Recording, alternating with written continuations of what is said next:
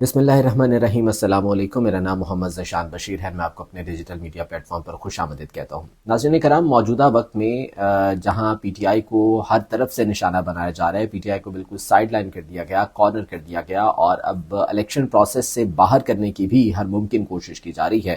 عمران خان کو election process سے باہر کرنے کی کوشش کی جا رہی ہے۔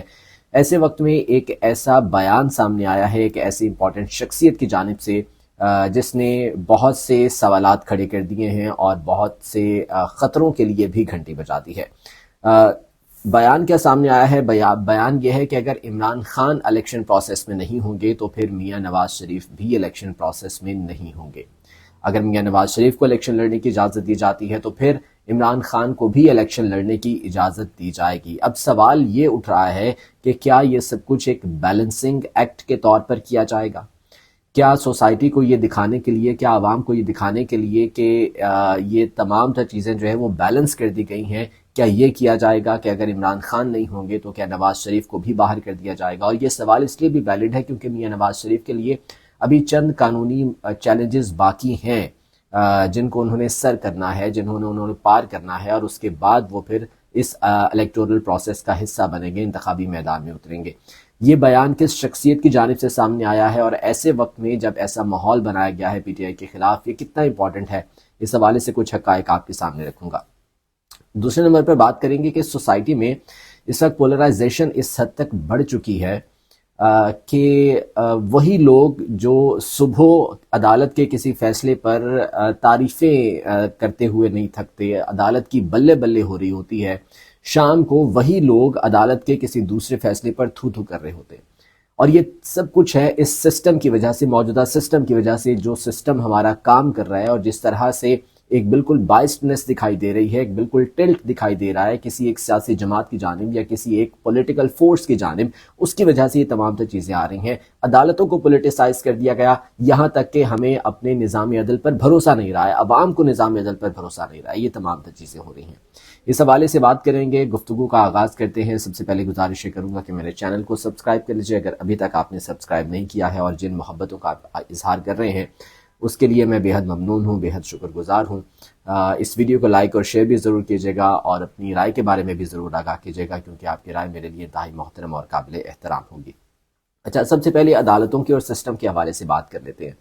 آپ نے دیکھا کہ پشاور ہائی کورٹ سے صبح کے وقت ایک فیصلہ آتا ہے جہاں پر پاکستان تحریک انصاف سے بلے کا نشان واپس لے لیا جاتا ہے۔ بڑی تعریفیں ہوتی ہیں، ایک جانب سے بڑی تعریفوں کے پل باندھے جاتے ہیں اور بلے بلے کی جاتی ہے کہ جی عدالتیں بالکل صحیح کام کر رہی ہیں، عدالتیں اس وقت آزادانہ کام کر رہی ہیں، اور وہی عدالت شام کو ایک خاتون کی گرفتاری کے اگینسٹ فیصلہ دیتی ہے، ضمانت منظور کر لیتی ہے، تو وہی لوگ جو صبح تعریفیں کر رہے تھے شام میں وہ گالیاں دینا شروع کر دیتے ہیں، پھر وہ تھو تھو کرنا شروع کر دیتے ہیں اسی عدالت پر۔ اس حد تک پولرائزیشن ہماری اس سوسائٹی میں بڑھ چکی ہے۔ ہم نے عدالتوں کو پولیٹیسائز کر دیا، ہم نے اپنے اداروں کو پولیٹیسائز کر دیا، ہم نے نظام عدل کو پولیٹیسائز کر دیا، اور اس حد تک کر دیا ہے اس سسٹم نے، جب میں یہ بات کرتا ہوں کہ ہم نے کر دیا تو ہم سے یہ مراد اس سسٹم نے کر دیا ہے، جس طرح سے یہ سسٹم اپنی بائسڈنس شو کرتا ہے، اپنا ٹلٹ شو کرتا ہے کسی ایک پولیٹیکل فورس کی جانب، کسی ایک پولیٹیکل پارٹی کی جانب۔ اور جب یہ تمام تر باتیں کی جاتی ہیں تو یہاں پر جو ہے وہ کہا یہ جاتا ہے کہ جی دیکھیں اسی پارٹی کو 2018 میں آپ نے اسی طرح سے نشانہ بنایا تھا۔ یہ ایک بہت ہی باریک واردات ہے جو کہ ڈالی جا رہی ہے کہ 2018 کے مثالیں دینا شروع کر دی جاتی ہیں۔ بھئی 2018 میں کیا اس پولیٹیکل پارٹی نون لیگ کی بات ہوتی ہے نا، کیا نون لیگ پر اس طرح کی پابندی عائد تھی کہ کوئی اس پارٹی کا نام نہیں لے سکتا تھا؟ کیا اس طرح سے ہوتا تھا کہ اگر اس پارٹی کا جھنڈا اٹھا کر کوئی باہر نکلے تو اس کو گرفتار کر لیا جائے؟ کیا اس طرح سے ہوتا تھا کہ اگر اس پارٹی کا کوئی ایک بندہ کسی کیس میں ریلیف حاصل کرتا ہے تو دوسرے کیس میں اس کو پکڑ لیا جاتا ہے؟ کیا اس طرح سے ہوتا تھا کہ ایک خاتون گرفتاری کے ڈر سے پشاور ہائی کورٹ میں بیٹھی ہے اور اس لیے باہر نہیں آ رہی کیونکہ اسے ایک جھوٹے کیس میں گرفتار کیا جانا ہے، اور پورے جو صوبے کی فورس ہے وہ صرف اس ایک خاتون کو گرفتار کرنے کے لیے وہاں پر بیٹھی ہے؟ کیا ایسا ہوتا تھا 2018 میں؟ یہ جسٹیفیکیشن نہیں ہے کہ 2018 میں اس پارٹی کو نشانہ بنایا گیا تھا۔ 2018 میں جو کچھ ہوا تھا وہ عمران خان نے نہیں کیا تھا، وہ عمران خان کی حکومت نہیں یا پی ٹی آئی نے نہیں کیا تھا۔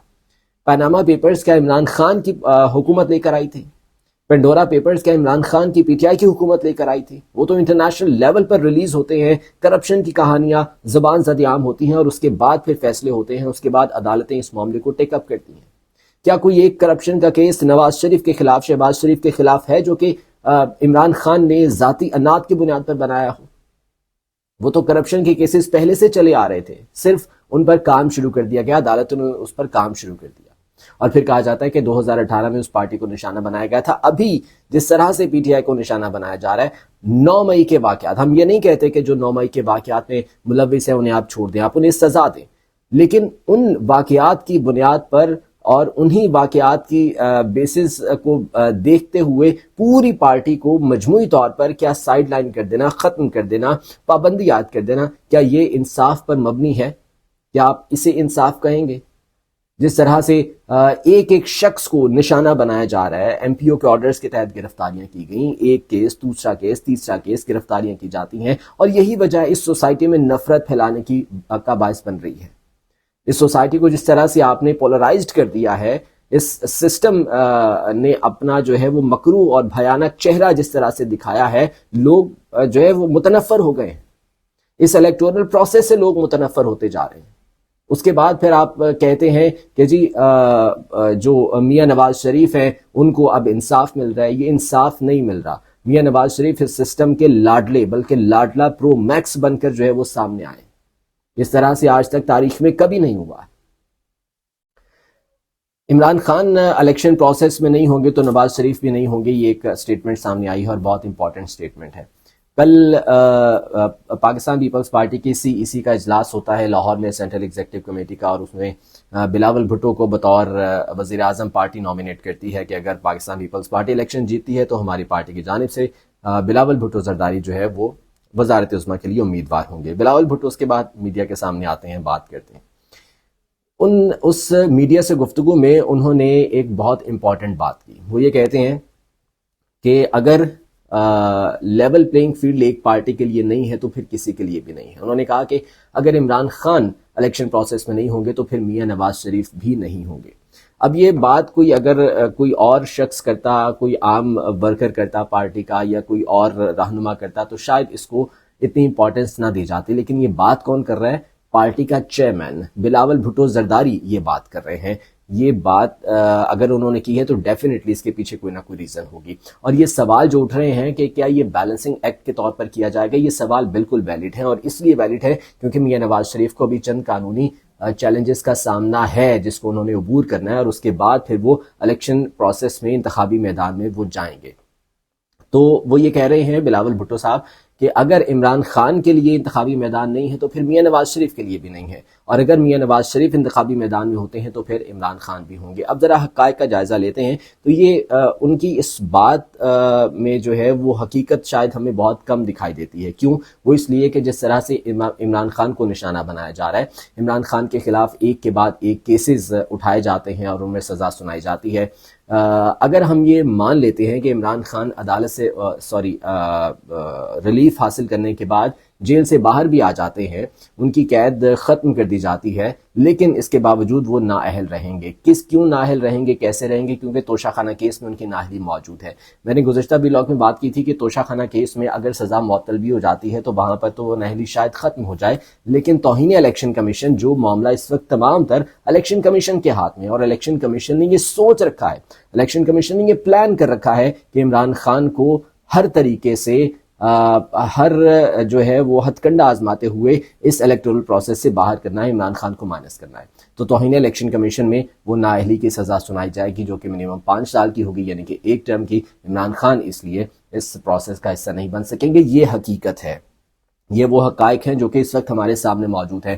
ہو سکتا ہے آنے والے چند روز میں معاملات بہت حد تک جو ہے وہ آپ کو چینج بھی دکھائی دیں، لیکن اتنے چینج نہیں ہوں گے کہ عمران خان کو جو ہے وہ بالکل آپ انتخابی میدان میں لا کے کھڑا کر دیں گے اور کہیں گے کہ جی یہ لیول پلینگ فیلڈ جو ہے وہ ہم نے دے دی ہے۔ پاکستان تحریک انصاف کے لیے تو فی الحال فیلڈ بھی نہیں ہے، لیول تو بہت دور کی بات ہے۔ لیکن بہرحال بلاول بھٹو صاحب یہ بات کر رہے ہیں، اور بلاول بھٹو صاحب یہ کہہ رہے ہیں کہ جی میاں نواز شریف اگر اتنے ہی پاپولر لیڈر ہیں تو وہ لاڑکانہ سے جا کے الیکشن لڑ لیں۔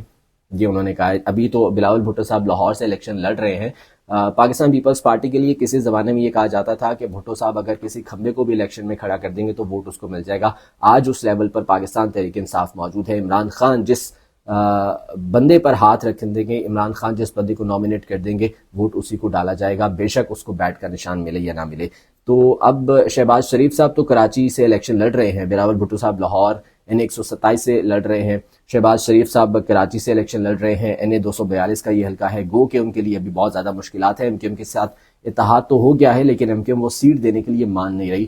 خالد مقبول صدیقی نے بڑا مسکراتے ہوئے کہا تھا کہ کیا نون لیگ ہمیں لاہور سے کوئی سیٹ دینے کو تیار ہے اس کے بدلے, یعنی کہ وہاں سے نون لیگ وہ سیٹ MKM وہ سیٹ چھوڑنے کو تیار نہیں ہے, کیونکہ MKM سمجھتی ہے کہ یہ ان کی ایک بہت مضبوط سیٹ ہے.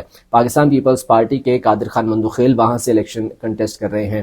مصطفیٰ کمال MKM کی پوری فورس کے ساتھ, کیونکہ اب PSP اور MKM ایک ہو چکی ہے, تو وہ الیکشن کنٹیسٹ کر رہے ہیں. اور شہباز شریف صاحب وہاں سے الیکشن کنٹیسٹ کرنا چاہ رہے ہیں NA242 سے. اب دیکھنا یہ کہ یہاں پر فیصلہ کیا ہوتا ہے, کیا شہباز شریف کو الیکشن یہاں سے لڑنے کی جو ہے وہ اجازت مل جاتی ہے اور MKM انہیں لڑنے دیتی ہے, یا MKM اپنی یہ سیٹ ریٹین کرے گی. یہ بہرحال جو ہے وہ دیکھنا ہوگا. تو یہ تمام تر چیزیں ہیں اور آنے والے دنوں میں یقیناً پاکستان تحریک انصاف کے لیے کچھ فیصلہ کن چیزیں ہونے کے لیے جا رہی ہیں.